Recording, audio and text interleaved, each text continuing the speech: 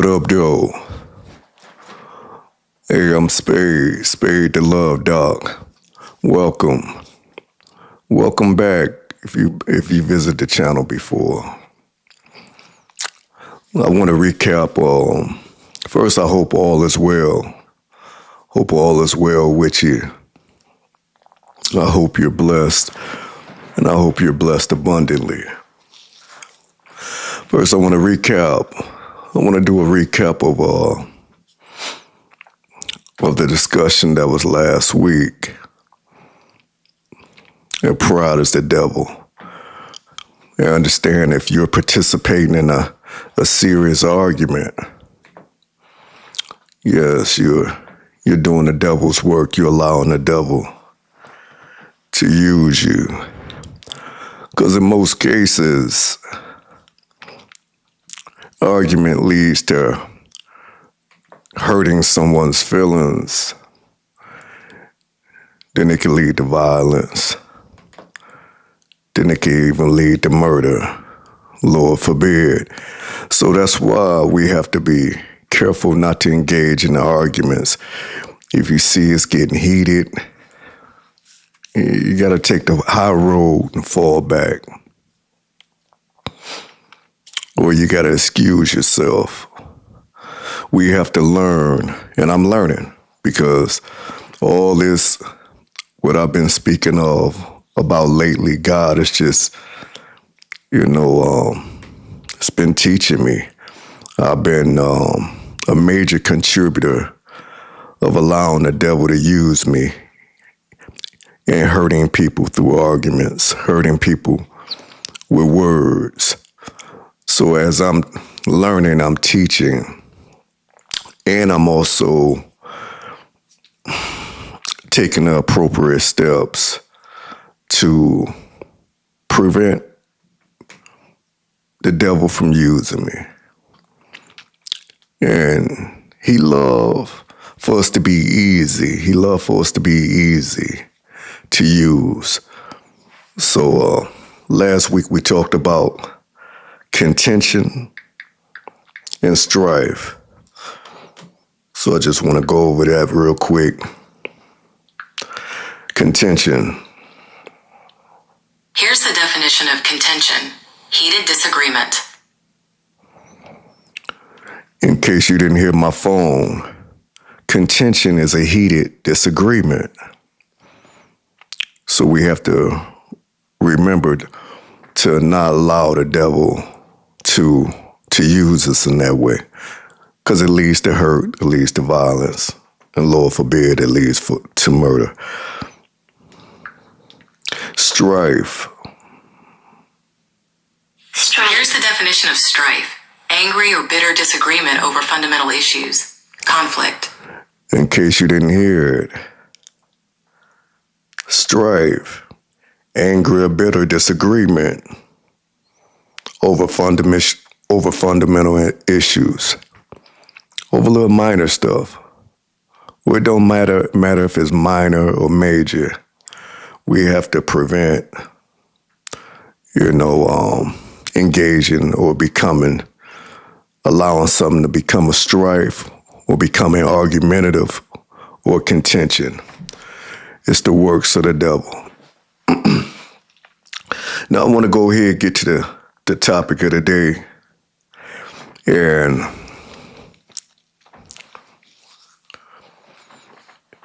I want you to know, if you know anyone. See, I've been wearing black lately because when I went home to my brother's 50th for a celebration, during the time I was at home, I seen some things that was very disheartening. And it was really sad to my spirit, sad to my soul, because a lot of times people take for granted friends and loved ones, but sometimes we take that for granted. So, God has been dealing with me with humility, dealing with me with pride. And that pride only want to tear down. It only want to cause confusion. See, Jesus say he ain't the author of confusion. He's the Prince of Peace. So anytime there's a serious confusion around, or anytime there's altercation, anytime there's fighting, violence, the Prince of Peace is not in the midst. The Prince of Peace is not leading that. Who's leading is the Prince of Darkness. Who's leading it is Satan, the devil. Who's leading it is his demonic spirits. Anytime there is fights and argument and murder, violence, separation, causing confusion. Anytime there's any such confusion, it's not of Jesus. Anytime you're dividing, you're causing division, you're letting the dark forces lead you. And understand, a dead conscience is or has chosen the path of destruction. And if we know someone with a dead conscience, if we have a loved one with a dead conscience, we gotta lay them before the altar. We gotta pray for them. We gotta get on our knees for them and ask God to deliver them from being led or overtaken by dark forces, by evil forces, by demonic spirits. A dead conscience has chosen the path of destruction. A dead conscience don't care who they hurt. They will strike like a snake. They will have no remorse for your feelings. A dead conscience, you won't get an apology from. They're malicious. They're vicious. And if we have loved ones or friends that's in this category, we have to pray that they're delivered. You must pray. Because anytime you could maliciously intend to hurt someone, and then you have so much pride, and last week we talked, pride is the devil. You have so much pride that you won't even go back and apologize. You won't go back and ask for forgiveness. That's a dead conscience. That individual conscience is dead. They are on the path of destruction. They're not on Jesus' path. They're not on the path of life and love and kindness and uplifting. If an individual you know have a dead conscience, that means they can hurt someone in 2.5 seconds and have no remorse.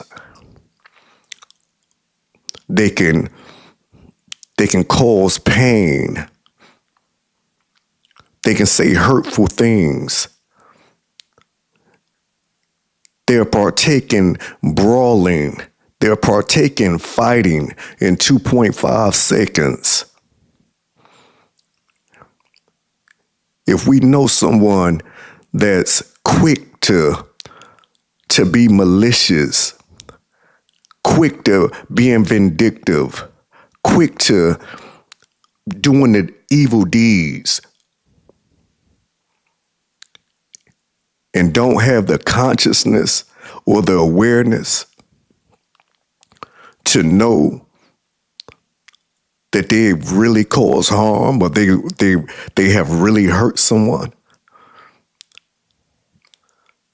They don't have the awareness, they don't have the wisdom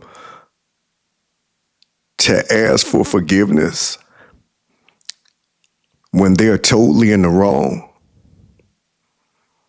Yes, demonic spirits have overtaken them. Their conscience is dead, and we must pray for them. We must pray for them and ask God to heal them or deliver them from the evil deeds, from the evil forces that leads them. So I want you to understand, when you come across these people, it can be a loved one, it could be a friend, especially if it's a loved one, we have to pray for them because they are on the path of destruction. And if they keep heading up that path, yes, they will be dealt with accordingly. So we got to pray that God deliver them from them evil deeds, from the evil works of the devil, of having a dead conscience, and put them on the path of righteousness and put them on the path of love, which uplift, which brings together, which create unity. All right, my Spady Spades. I hope this has resonated with you, and we have to be aware of individuals that have a dead conscience.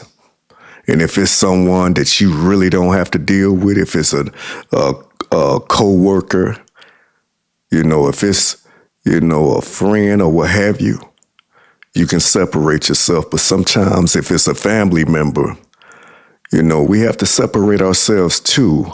However, we have to love to pray for them. We have to love to pray for them. And we have to pray for all people, because God say love your enemies. See, when you love your enemies, you allow for it to be peace. I love you enough to let there be peace. All right, my Spady Spades. Hey, I hope you've learned something. Hey, I wish you love, I wish you happiness, and continue to love.